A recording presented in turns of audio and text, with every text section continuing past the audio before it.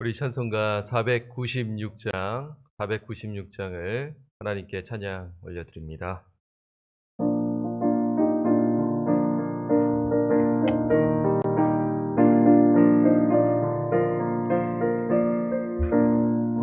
새벽부터 이리 사랑함으로써 저녁까지 시리 빌려봅시다. 열매 차차 익어 곡식 거둘 때에 기쁨 일어나니 거두리로다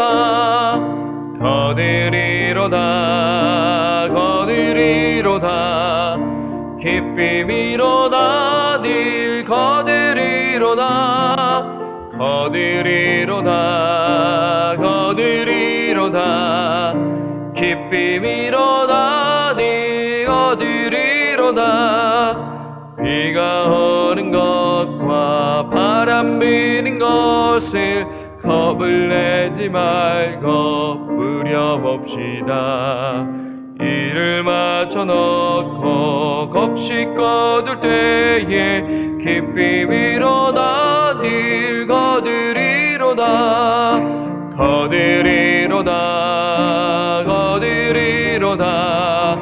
기쁨 일어나니 거두리로다 기쁨 일어나니 거두리로다. 씨를 뿌릴 때에 나지 아니할까 염려하며 심히 애탈지로다. 나중 예수께서 칭찬하시리니 기쁨 일어나니 거두리로다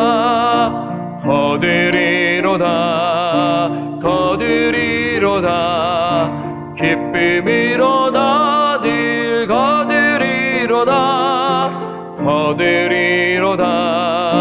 거두리로다 기쁨 일어나니 거두리로다.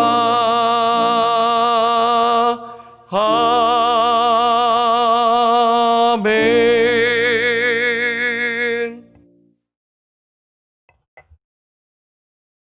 마태복음 13장 31절에서 32절까지 말씀입니다. 마태복음 13장 31절에서 32절까지 찾으셨으면 우리 합독하겠습니다. 시작. 또 비유를 들어 이르시되 천국은 마치 사람이 자기 밭에 갖다 심은 겨자씨 한 알 같으니 이는 모든 씨보다 작은 것이로되 자란 후에는 풀보다 커서 나무가 되매 공중의 새들이 와서 그 가지에 깃들이느니라. 아멘. 오늘은 겨자씨의 비유라는 제목으로 말씀을 드립니다. 오늘 마태복음 13장을 우리가 읽죠. 딱 한 장을 읽습니다. 양이 또 길고 또 중요하기 때문에 이렇게 한 장을 할당한 것 같은데요. 예수님께서 7가지 이 비유를 통해서 주시는 말씀은 무엇일까? 그 핵심 메시지는 무엇인가? 라는 질문입니다. 간단해요. 하나님의 나라, 천국에 대해서 말씀해 주시기 위해서 이렇게 7가지를 이렇게 소개하는데요.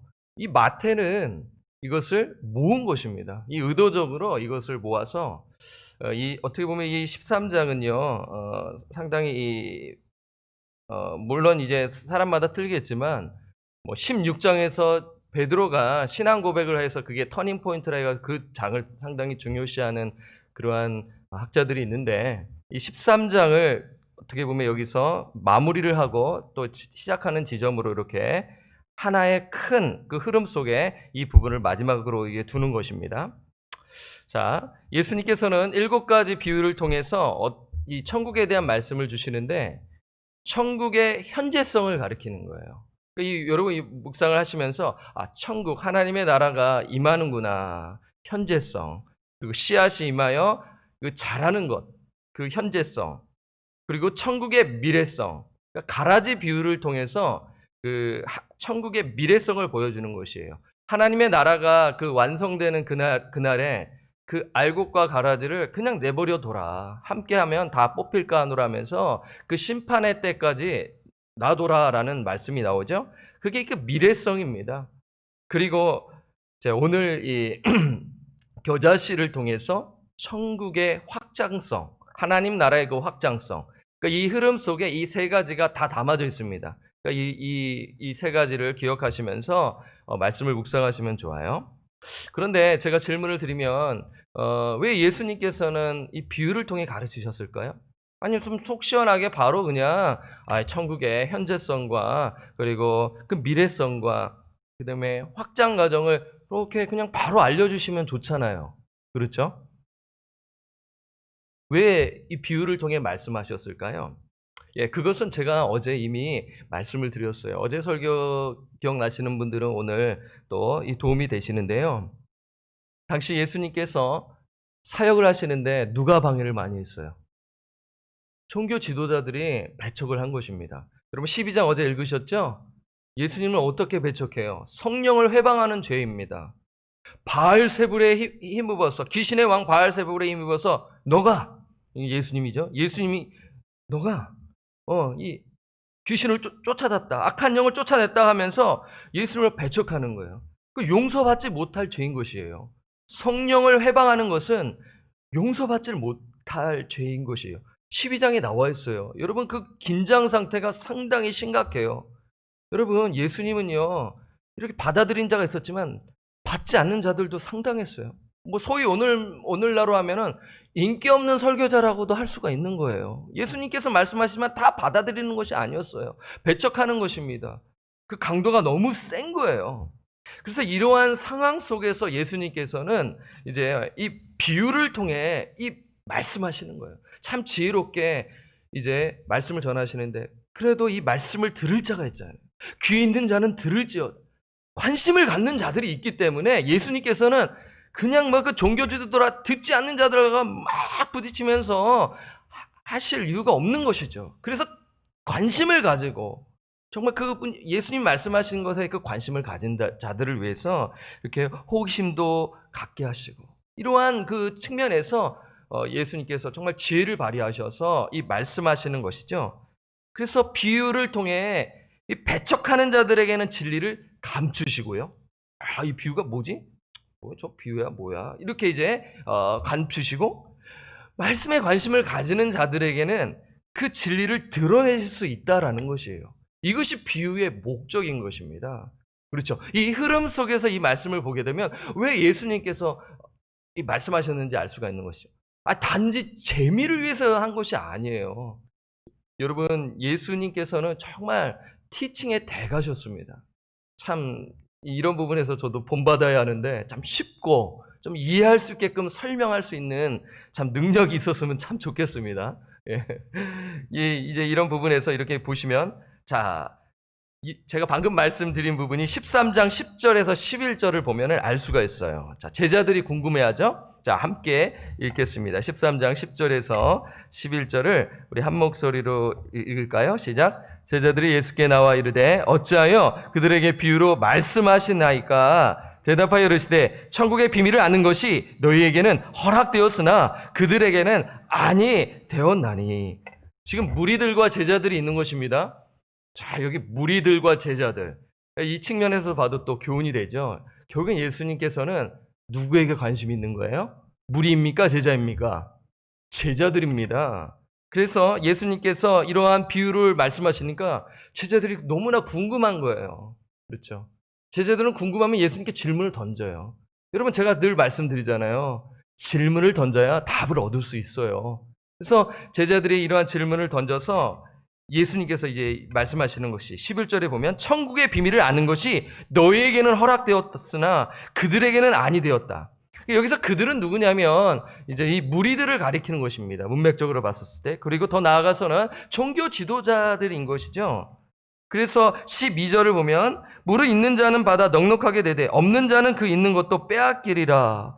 어떻게 보면 이 부분 너무 불공정하신 것이 아닌가. 아니 공평하게 다 알아듣게끔 다 예수님께서 다 받아들이시고 말씀을 가르치셔 주셔야 되지 않는가라는 생각이 들죠. 13절에 보니까 그러므로 내가 그들에게 비유로 말하는 것은 그들이 보아도 보지 못하며 들어도 듣지 못하며 깨닫지 못함이니라 하면서 이사야 예언의 말씀을 통하여 이 말씀을 이제 성취해 주시는 부분이 아니겠습니까? 여러분, 여기서 여러분 잘 보시면 11절을 다시 한번 보세요. 천국의 비밀입니다. 여기서 비밀은 헬라어로 미스테리온이라고 하는데요. 비밀이라는 단어보다 시크릿이라는 의미보다는 신비에 가까운 것입니다. 여러분, 비밀, A와 B가 비밀을 맺었는데 어느 것을 알게 되면 누군가 알게 되면 그 비밀은 비밀이 아닙니다. 신비는 뭐예요? 모르는 자가 있고 아는 자가 있는 것입니다. 신비에 가까운 거예요. 그러니까 다시 정리하면 이 미스테리온은 하나님의 뜻, 하나님의 계획을 가리키는 것이죠. 더 나아가서는 그 구원의 경륜을 말씀하는 것으로 우리가 생각할 수 있는 것이죠. 그러니까 정리하면 천국의 비밀이 모두에게 드러나는 것이 아니다. 천국에 관한 하나님의 뜻은 감추어져 있어서 인간 스스로는 천국에 대해 알 수 없다. 하나님께서 그 감추인 것을 보이실 때만 알 수 있음을 지금 시사하는 것이에요. 이게 신비로운 거예요. 그렇죠. 하나님의 그 주권을 지금 말씀하고 있는 것이죠. 그래서 하나님께서는 천국의 비밀을 비유로 말씀하실 때 누구에게는 감추셔요? 배척하는 자들, 현세적인 관심을 가지는 자들, 이 세상의 그 번영과 성공을 위해 살아가고 한번 좀 들어볼까? 이러한 자들에게는 감추시고, 그렇죠? 기적을 막 바라는 이 모여드는 이 무리들에게는 감추시고, 정말 간절한 마음으로, 겸손한 마음으로 그 예수님의 말씀에 귀를 기울인 자들에게 천국의 비밀을 보여주시는 것이죠. 물론 제자들 또한 이 비밀을 이때 당시에 예수님께서 보여주셨지만 온전히 이해했나요? 이해 못했어요. 그 메시아 왕국을 오해한 것이죠. 그러니까 종교 지도자들은 배척했어요. 거부했습니다. 제자들은 거부하진 않았지만 하나님의 나라를 오해한 것이죠. 이해를 못해요. 이거를 듣고 알기는 알지만 여러분, 예수님이 죽기 직전에도 좌의정 우의정 하면서 청탁하지 않습니까? 제자들이 찾아와서 화를 내는 거죠. 내가 먼저 말하려고 했는데 그렇지 않습니까? 그 의견 속에서 메시아 왕국에 대한 오해를 가지고 있었다라는 것이에요. 그 부분은 여러분 오순절 성령 강림 사건 때 딱 풀어지는 거예요. 그때 예수님께서 이 비유가 어떤 의미였는가를 그때서야 온전히 깨닫게 된다는 것이에요. 그때까지 예수님께서는 참으시고 이 천국의 비밀을 계속해서 이 제자들, 12제자들 뿐만 아니라 그 외의 제자들도 있었습니다. 그들에게 이렇게 묵묵하게 인내하시면서 말씀의 씨앗을 뿌리신 것이죠. 복음 전파를 하셨다라는 것입니다. 그렇죠? 이러한 부분에서 우리가 생각할 수 있고, 여러분, 우리가 오늘날에도 마찬가지예요. 하나님의 말씀을 들을 때 사람들이 천국의 비밀, 즉 천국 복음을 들을 때 모두가 받아들이는 것이 아님을 알 수가 있어요. 그래서 여러분들이 복음을 전하시면 이것을 경험할 수 있다는 것이에요. 복음을 전하지 아니하면 몰라요.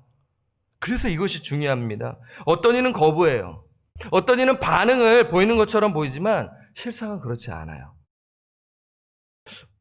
반응을 보여서 교회에 출석하는 것처럼 보이지만 세상도 섬기고 하나님도 섬기는 것입니다. 여러분, 이러한 그 부분에서 생각하실 수 있고, 또 어떤 이는 정말 그 진리의 말씀에 진지하게 고민하고 생각하는 분들이 있는 것이죠. 복음 전파를 통해서요. 여러분, 다시 복음을 들어도 그 복음이 진리입니다라고 생각하는 분이 있는 반면, 그 내가 다 아는데 그 부분에서 지금 나한테 무슨 얘기를 하는 것인가 라며 거부하고, 그거는 처음 믿었을 때만 필요한 것이지 지금 왜 복음 이야기를 하는가 라면서 상당히 거부하는 자들이 있어요. 물론 오해하는 측면도 있겠지만요, 정말 참 신자는 그 복음에 대한 반응을 보이고 뜨거움이 있다라는 것을 말씀을 드리는 것입니다. 이러한 이 반응을 예수님께서는 비유를 통해 말씀해 주시는 것인데, 그것이 첫 번째 비유, 4가지 땅에 떨어진 그 씨의 비유를 통해서인 것이에요.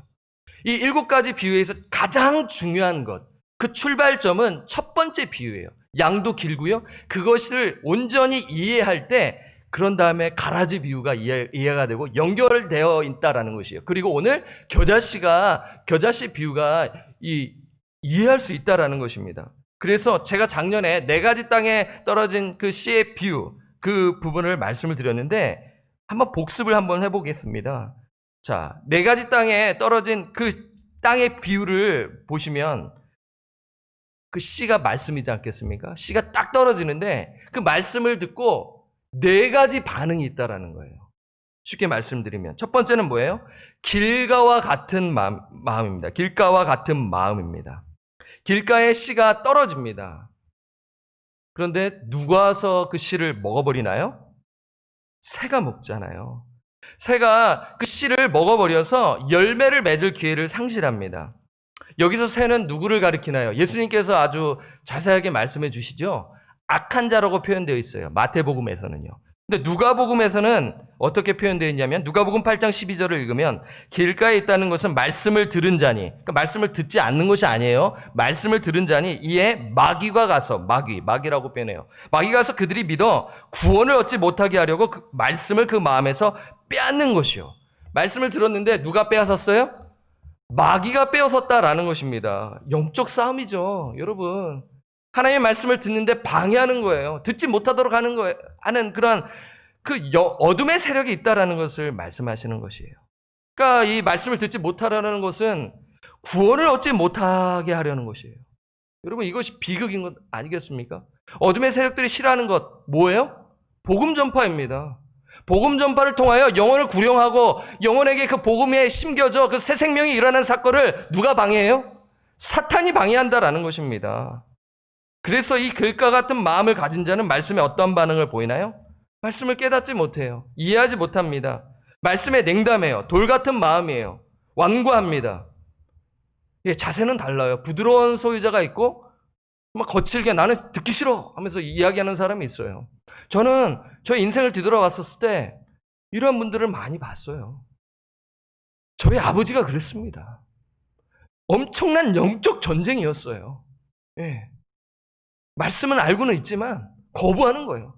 핍박합니다. 저는 그걸 생생히 경험한 자예요. 이 복음의 능력이 얼마나 중요하며 이 복음을 받는 것이 얼마나 하나님의 은총인 것을 저는 이 인생을 통해서 저는 알고 있는 것이죠. 열매를 맺지 못합니다. 두 번째 마음은 무엇입니까? 돌밭과 같은 마음이죠. 돌밭에 흙이 있어서 씨가 떨어져 싹이 나와요. 얼마나 감사해요. 그렇죠? 싹이 나오네. 하지만 흙 밑에 뭐가 있나요? 돌들이 있는 거예요. 돌이 있는 거예요. 그러니까 뿌리를 내릴 수 없기 때문에 햇빛에 타버려 열매를 맺지 못한다라는 것입니다. 그러니까 돌밭과 같은 마음을 가진 자는 말씀에 대해 어떤 반응을 가지나요? 그럼 말씀을 들을 때 기쁘게 받아들여요.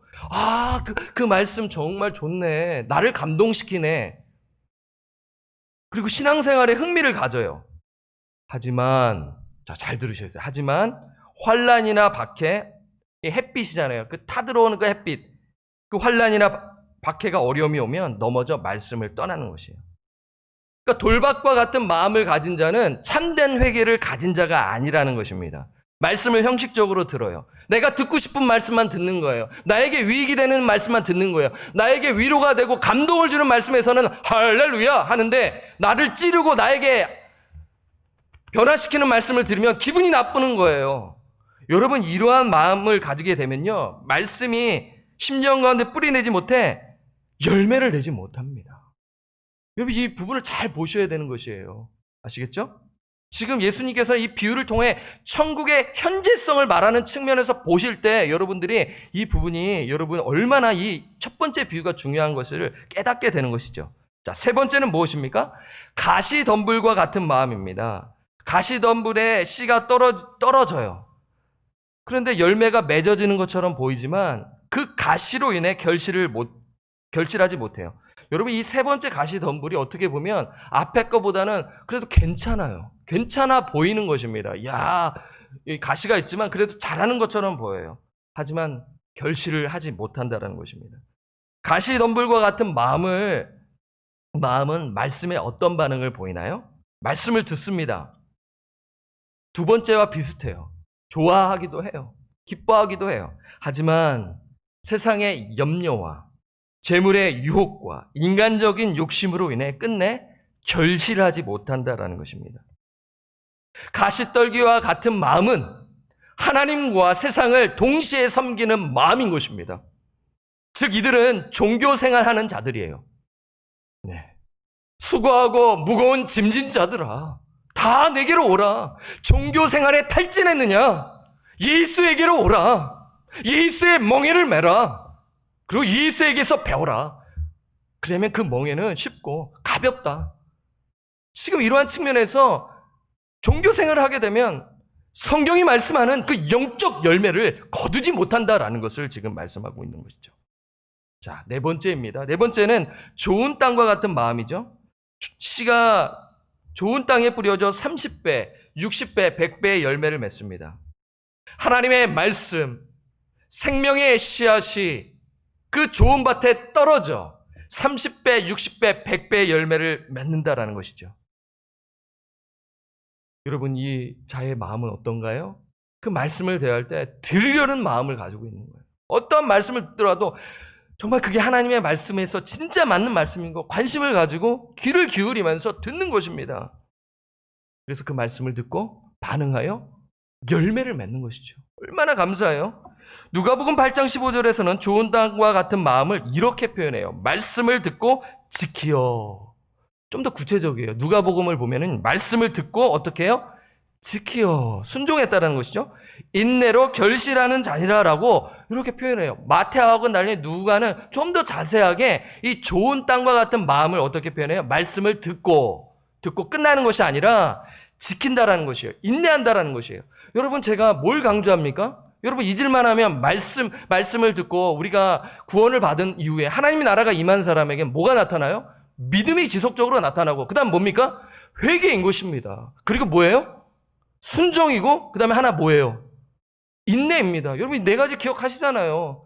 제가 왜 자꾸 여러분들에게 잊을 만한 이 말씀을 드리냐면, 영적 열매를 거두는 자의 삶은 이 네 가지가 항상 작동되어야 한다라는 것이에요. 믿음과 회개와 순종과 인내인 것입니다. 지금 보세요. 말씀을 듣고 지키어 인내로 결실한다라는 것입니다. 그러면 우리가 그 눈에 보이는 그런 현세적인 열매로 여러분 생각하지 마세요. 그것은 하나님께서 주실 수도 있고 안 주실 수도 있다라는 것입니다. 물질을 하나님이 주실 수도 있고 안 주실 수도 있다라는 것이에요. 지금은 영적 열매를 말씀드리는 것입니다. 그래서 세 가지 땅은 열매를 맺지 못하고 오직 좋은 땅만 열매를 맺는다는 것을 반드시 기억하셔야 돼요.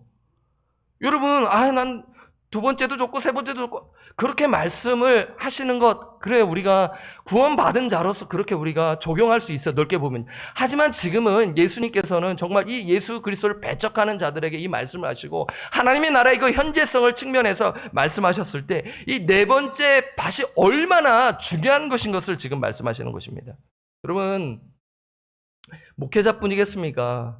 말씀을 가르치시고 말씀을 나누시고 반사, 선생님으로서 교회에서 봉사하셨던 분이라면 저와 같은 공감을 가지실 수 있다고 믿습니다. 여러분 하나님의 말씀을 전하고 가르칠 때 가장 보람되는 일이 뭐예요?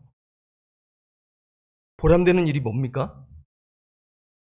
아이든지 어른이든지 이 부족한 말씀을 가르친 자들에게 눈을 집중하고 관심을 가지면서 말씀을 들으려고 하는 자세인 거예요. 힘이 나는 거죠. 그렇죠? 그리고 그 말씀을 듣고 순종하려 하고 살아가려고 하는 것이 보이는 것입니다. 하지만 여러분 힘을 내십시오. 다 반응하는 것이 아니라는 것이에요. 듣고 싶은 이야기를 들을 때는 딱 관심을 가지고 보지만 조금 이건 나하고 맞지 않는 얘기다 그러면 고개를 젓습니다. 물론 설교자가 최선을 다해서 말씀 준비해야 되죠. 하지만 다 듣는 것이 아니라라는 것입니다. 그래서 정말 한 영혼이라도, 한 사람이라도 그 말씀에 귀를 기울여 그 영혼이 주께 돌아오고 그 말씀을 적용하여 가정에서 살아낸다면 할렐루야인 것이 아니겠습니까?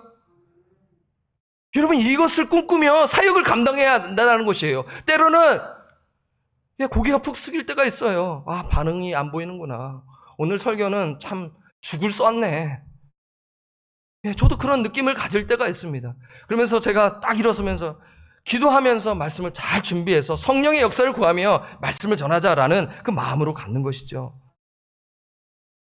여러분, 이러한 부분에서 정말 그 진리를 발견하고 실천하며 영적 열매를 맺는데 그게 30배, 60, 100배 열매를 맺는다라는 것입니다. 이게 무슨 말씀하는 것이에요? 하나님의 나라의 현재성과 동시에 이 자람을 말하는 것입니다. 여러분, 하나님의 나라는 언제 확장되나요? 잃어버린 영혼에게 복음을 전할 때입니다. 성령의 역사가 일어나 그 영혼이 말씀의 사람이 되는 것이에요. 기도의 사람이 되는 것입니다. 복음 전도자로서 복음을 전하고 그리고 그 영혼이 그 복음을 깨달았다면 말씀을 통하여 계속적으로 말씀의 씨앗을 뿌리는 것이에요. 여러분, 계속 뿌리잖아요. 계속 뿌리잖아요. 그 영혼이요 죽게 돌아오고 말씀 사역자가 되는 것입니다. 그럼 포기하지 마시기 바랍니다. 누가 일하셨어요? 제가 일해서 그러는 건가요? 저는 그냥 도구로서 열심히 말씀을 전한 것이고 누가 일하셨어요? 하나님이 일하신 것입니다.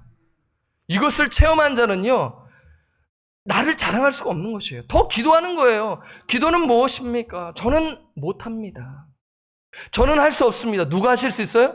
하나님이 하실 수 있기 때문에 저는 오늘 또한 엎드립니다. 저 영혼이 아직 변하지 않았는데 제가 어떻게 그 영혼을 변화시키겠습니까? 저는 또 엎드리겠습니다. 그게 기도입니다.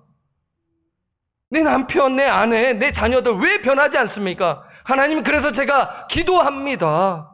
하나님께서 일해 주세요. 그것이 기도인 것입니다. 인간의 목소리로 어떠한 방법으로 율법주의 같은 그것으로 올감해서 그 사람을 한다면 전혀 변하지 않습니다. 성령의 역사로 인해, 그 말씀의 역사로 인해 한 영혼이 변화되는 것입니다. 어쩔 땐 더뎌요. 느려요. 하지만 이것을 묵묵히 해나갈 때 교회는 건강하게 성장하게 되는 것이에요. 여러분, 이것을 잘 보셔야 돼요. 예수님은요, 어떻게 보면 세상적으로 봤었을 때 실패한 사역자로 평가받는 것이에요. 여러분 보세요. 얼마나 극심해요. 지금 2년째입니다. 이제 1년 남았습니다. 예수님이 이 사역하는데 2년째예요. 1년 남았어요. 이제 제자들 세우고 하셔야 되는데 예수님은요, 그 앞을 보시는 것이죠. 그 미래를 보시는 것이죠. 여러분, 그래서 하나님의 그 나라 확장을 위해서 오늘 비유가 있는 것이죠. 31절에서 32절을 읽겠습니다. 31절에서 32절. 이 미래를 꿈꾸면서 예수님께서는 제자들에게 묵묵하게 말씀 사역을 감당하시는데 어떠한 일이 발생하나요? 31절, 32절 함께 읽겠습니다. 시작. 또 비유를 들어 이르시되 천국은 마치 사람이 자기 밭에 갖다 심은 겨자씨 한 알 같으니 이는 모든 씨보다 작은 것이로되 자란 후에는 풀보다 커서 나무가 되매 공중의 새들이 와서 그 가지에 깃들이느라. 중간에 가라지 비유도 있죠. 믿는 자와 믿지 않는 자에 대한 그 부분을 통하여 그 마귀와 사단의 대적들이 있다라는 것이에요. 하나님의 나라가 확장되어 가는데 누구의 방해가 있어요? 사단의 방해가 있다라는 것이에요. 어떻게 보면 교회 안에는 정말 진실한 신자가 있고 그냥 무늬만 신자도 있을 수 있다는 것으로 볼 수가 있는 것이죠. 하지만 그것이 방해가 되지 않습니다. 하나님의 나라가 확장되는 데 방해가 되지 않는다라는 것이에요. 결국에는 하나님의 나라가 확장되어져 하나님의 나라가 완성되는 때가 있음을 말하는 것이죠. 여러분, 이 겨자씨는요, 당시 팔레스타인 지방에서는 작은 씨였어요. 그러니까 이 겨자씨보다도 작은 씨가 있어요. 예, 이 겨자씨보다도 더 작은 씨가 있는데 당시 팔레스타인 지방에서 가장 작은 씨는 무슨 씨예요? 겨자씨라는 것입니다. 그래서 지금 이 겨자씨와 같다. 천국은 마치 사람이 자기 밭에 갖다 심은 겨자씨 하나 같은데 22절 그 겨자씨가 어떻게 돼요? 모든 씨보다 작은 것인데 자란 후에는 풀보다 커서 나무가 되매 공중의 새들이 와서 그 가지에 깃들이니라. 풀보다 커서 나무가 된다는 것이에요. 그 작은 씨가 미약해 보여요. 보잘것없어 보입니다. 하지만 자라면 어떻게 돼요? 나무가 되는 거예요. 3m에서 4m. 생각해 보세요. 3m, 4m의 나무가 된다는 것이에요. 그 조그만 씨가 자라서 큰 나무가 된다는 것이에요. 여러분, 이 이미지는요, 다니엘 4장에 보면은 느부갓네살이 꿈꾸잖아요. 큰 나무, 그 거대한 제국, 그 안에 여러 족속들이 와서 그 깃들지 않습니까? 그러한 이미지가 담겨져 있는 것입니다. 예수님께서는 이것을 아셨어요. 이 큰 나무. 그러니까 이 하나님의 나라가 확장되어 간다라는 것. 이 하나님의 이 확장되어 들어가 그 안에 천국 백성들이 하나님의 통치와 하나님의 그 임재 가운데 살아가야 되는 것을 지금 보여주시는 것입니다. 여러분, 이 겨자씨는 미약해요. 보잘것없어요. 그렇죠? 예수님께서 이 땅에 초림 가운데 오셨을 때 그 큰 성전이신 예수 그리스도께서 이 땅에 오셨잖아요. 어디에서 나셨어요? 작고 초라한 베들레헴 마구간에서 태어나셨습니다. 이게 왕이야? 할 정도로 아주 초라하게 시작하신 것이죠. 그리고 예수님께서는 12제자 그걸 중심으로 하셨어요. 이들을 통해 뭔 일이 될까? 제자들은 또 깨닫지 못해요. 예수님 죽으셨어요. 죽으시고 난 다음에 제자들이 어떻게 했어요? 다 도망가 버렸어요. 끝나버린 거예요. 뭐 하나님의 나라가 뭐가 있어. 다 끝난 거예요. 없어지고 망한 것처럼 보이는 것이에요. 하지만 어떤 일이 일어나나요? 오순절 성령 강림 사건. 그 전에 예수 그리스도께서 죽으시고 부활하심으로 말미암아 첫 열매가 되셔서 그리고 예수님께서 말씀하신 대로 성령을 보내겠다. 기도하면서 기다려라. 그래서 사도행전 2장에서 성령이 오셔가지고 120명에게 처음엔 12명이었잖아요. 120명에게 임해서 교회가 시작되지 않습니까? 베드로가 설교를 합니다. 3,000명이 회심을 합니다. 예루살렘 교회가 탄생하는 것이에요. 예루살렘 중심으로 교회가 세워지는 것이에요. 천국 복음이 유대와 사마리아와 전해지면서 하나님의 나라가 확장되는 것입니다. 바울이 회심합니다. 1, 2, 3차 전도 여행으로 통해 아시아와 유럽의 교회가 세워지는 것이죠. 잃어버린 영혼이 복음을 듣고 성령의 역사로 말미암아 하나님의 나라가 확장된 것입니다. 교회는요, 로마의 핍박으로 인하여 망할 것처럼 보이지만 어떻게 되죠? 일어서는 거죠. 천국 복음을 통하여 하나님의 나라가 확장되는 것입니다. 여러분, 강대국들은 수없이 바뀌었어요. 지난 2000년 동안 로마, 그 다음에 나라들이 수없이 바뀌었어요. 하지만 하나님의 나라는 어떻게 되나요? 확장된 것입니다. 망하지 않은 것입니다. 복음이 유럽에서 어디로 이어지나요? 미국으로 신대륙. 그런 다음에 그 다음에 어디로 이어지나요? 아시아, 대한민국. 그리고 어디로 갔나요? 중국으로 가고 있다라는 것입니다. 이제 한국에 이어 이제 중국을 주목해야 하는 때 아니겠습니까? 여러분, 처음에 중국에 복음이 들어갔을 때 어떤 일이 발생했나요? 환란이 있었어요. 모택동이 성경을 불태웁니다. 그리고 이렇게 선언해요. 중국에 단 한 권도 성경은 없을 것이다. 다 불태우면서 단 한 명의 그리스도인도 없을 것이다. 이렇게 선언하면서 막 선교사님들 막 추방하고 막 죽이고 막 이런 일들이 있었단 말이에요. 하지만 지금 중국은 어떤 나라가 되었어요? 지하교회에서 복음화되어 점점 1억 명의 신자가 있다고 보고되고 있는 것이죠. 하나님의 나라와 하나님의 통치가 확장되어져 가고 있다는 것을 지금 예수님께서는 지금 말씀하고 계시는 것이에요. 그 일이 지금 이루어진 것입니다. 하나님의 역사가 복음을 통해 이루어지고 있음을 지금 말씀하고 있는 것입니다. 무엇을 통해입니까? 복음입니다. 여러분, 복음입니다. 하나님의 말씀을 통해서입니다. 성령의 역사가 이루어져 하나님의 나라가 확장되는 것입니다. 이러한 사역을 위해 방주 성교교회가 세워진 것이 아니겠습니까? 하나님의 나라의 확장을 위해 우리는 어떻게 해야 합니까?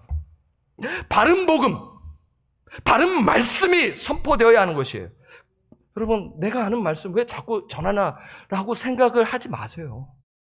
모르는 영혼이 그 말씀을 듣고 변화되는 것을 상상해 보시기 바랍니다. 나는 그 말씀을 듣고 아멘하고 행하시면 되잖아요. 근데 그 말씀을 듣고 나 왜 또 아는 말씀 하냐라면서 관심을 버리는 것이 아니라 그 말씀을 붙들고 잃어버린 영혼을 위해 기도하고 내가 말씀을 가르쳐야겠다라는 마음을 가지고 사셔야지요. 그래야 하나님의 나라가 확장되지 않겠습니까? 결국 말씀의 씨앗은 좋은 밭에 심겨져 30배, 60배, 100배를 열매를 맺는데 좋은 밭에 심겨진 그 사람을 통해 하나님의 역사와 말씀의 역사가 이루어진다는 것이에요. 누구를 통해서요?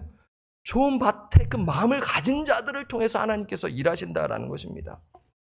주님 다시 오시는 그날까지, 하나님의 나라가 완성되는 그날까지 하나님의 나라의 확장을 위해 기도하시고 복음 전도와 말씀 사역을 위해 쓰임받는 저와 우리 성도님들 되시기를 주님의 이름으로 간절히 축원합니다. 438장입니다.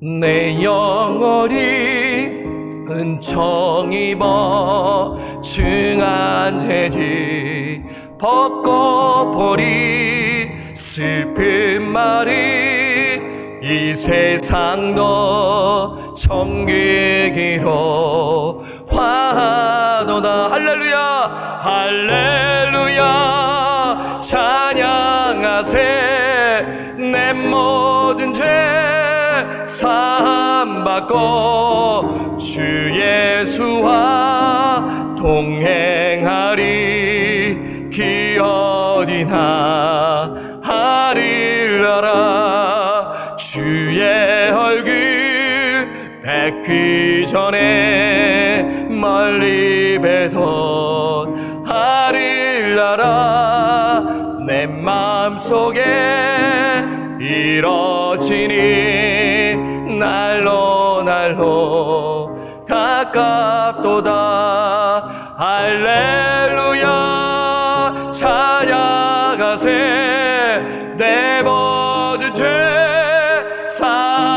사함받고 주 예수와 동행하리 기어디다 하리라라 높인 산이 거친 들이 초막이나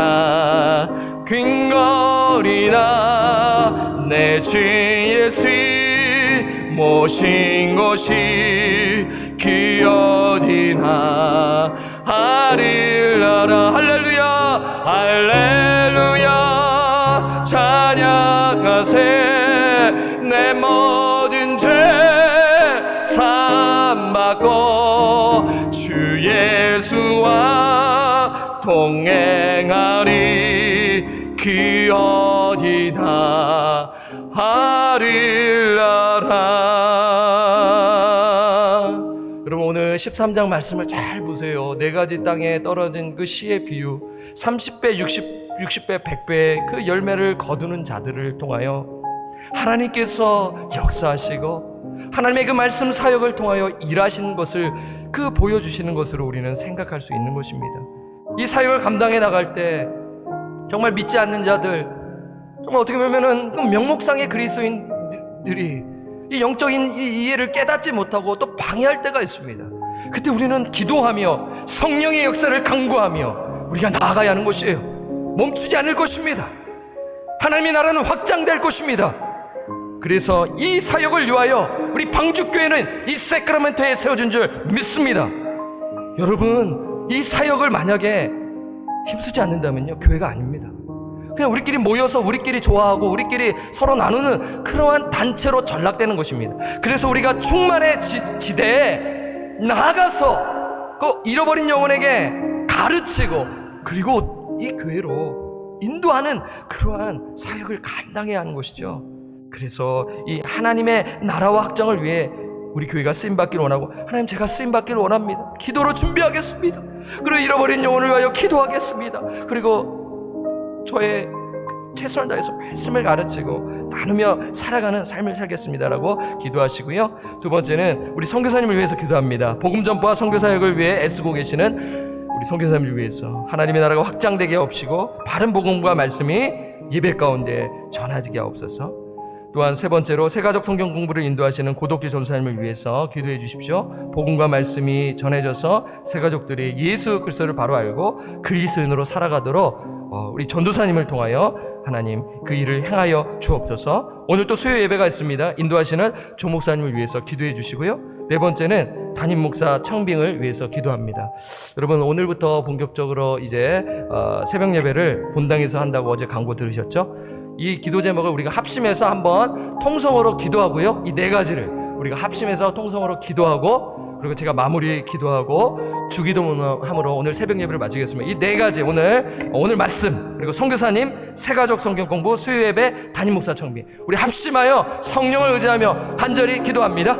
하나님 아버지의 이 시간 감사함을 드립니다. 하나님의 나라의 그 확장과 하나님의 나라의 현재성과 그 나라의 그 마지막 날에 완성될 그 나라 그때까지 우리가 하나님 복음 사역에 매진해야 되며 말씀의 씨앗을 뿌리며 나아가야 하는 그 말씀을 우리에게 주셨습니다. 아버지 그 시작은 그 작게 어둡게 보입니다. 연약해 보입니다. 하지만 하나님 그 나라가 성령의 역사로 말미암아 하나님 초대교회 때 하나님 그 교회가 세워지고 잃어버린 영혼들이 주께 돌아오며 회심의 역사가 있음을 우리에게 보여주십니다. 지난 2000년 동안 하나님 교회가 세워졌습니다. 하나님의 나라는 계속 경고히 세워지고 있는 것입니다. 하나님 우리 이 미국 땅에 살아가는 저희들 아버지 이 미국 땅에서 신앙의 자유를 누리며 살고 있는데 정말 우리만 믿고 나만 충만하게 살아가는 삶이 되지 아니하게 하여 주시옵소서. 이 교회를 통하여 하나님 정말 잃어버린 영혼들이 왔을 때 또 연약한 영혼들이 우리 교회에 출석하고 있었을 때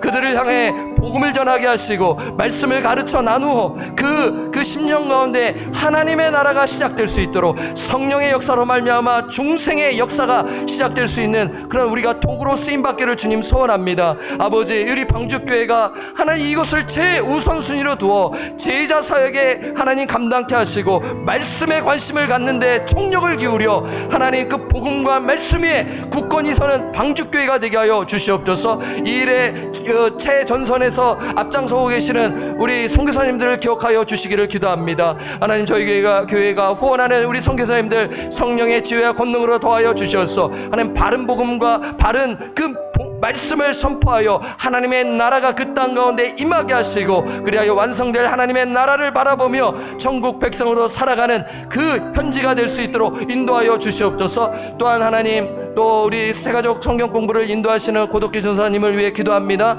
하나님 전도사님 지금 새가족들을 온라인을 통해 만나며 말씀을 가르칩니다. 또한 복음을 가르칩니다. 성령의 지혜로 함께 하시고 성령께서 역사하여 주셔서 새가족들의 마음을 어루만져 주셔서 들을 게 있는 자는 들을지어다. 하나님께서 그 귀를 열어주셔서 그 마음을 열어주셔서 그 말씀 한자 한자를 깨닫고 주께 나오며 헌신하며 주여 하나님의 그 자녀로 살아갈 수 있도록 인도하여 주시고 오늘 저녁에도 조재선 목사님께서 주여 수요 예배를 인도하십니다. 그 예배 가운데 성령께서 함께하여 주셔서 그 말씀 한자 한자에 귀를 기울이게 하시고 하나님 정말 우리 모든 성도들이 말씀에 관심을 가지고 주께 엎드리며 나아가는 놀라운 일이 일어날 수 있도록 주여 인도하여 주시옵소서. 담임 목사 청빙 과정을 위해 기도합니다. 하나님께서 예비하신 담임 목사님이 오실 수 있도록 주여 인도하여 주시옵소서. 예수님의 이름으로 간절히 기도드립니다. 아멘.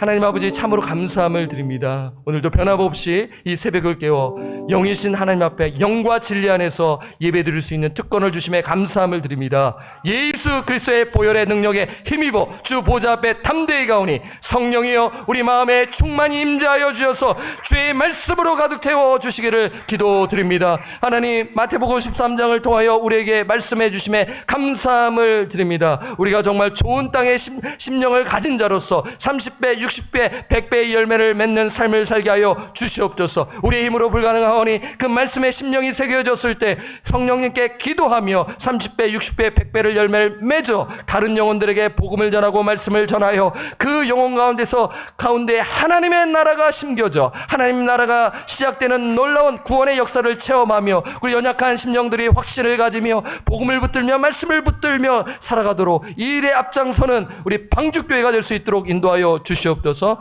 하나님 우리 선교사님들 위해 기도합니다. 하나님 이 어려운 코로나 사태 가운데 임에도 불구하고 앞장서고 복음 사역에 앞장서고 계시는 우리 선교사님들 한 분 한 분들을 기억하여 주셔서 지치지 아니하게 하시고 평강과 은혜와 평강 가운데 바른 복음과 바른 그 진리의 말씀을 선포하여 하나님의 통치와 하나님의 그 임재가 그 땅 가운데 충만해지도록 주님 인도하여 주시옵소서. 오늘 또 수요 예배가 있습니다. 인도하시는 우리 조목사님에게 성령의 지혜와 권능으로 더하여 주시고 새가족부를 이끌어 가시는 우리 전도사님에게도 동일한 은혜를 부어주시사 하나님 새가족들을 사랑으로 말씀의 씨앗을 뿌릴 때 30배, 60배, 100배의 열매를 맺는 놀라운 성령의 역사가 일어나도록 주님 인도하여 주시옵소서. 주님께서 예비하신 담임 목사님이 청빙되어지도록 주님 인도하여 주시옵소서. 감사하고 우리를 죄로부터 구원하여 주신 존귀하신 예수님의 이름으로 기도드립니다. 아멘.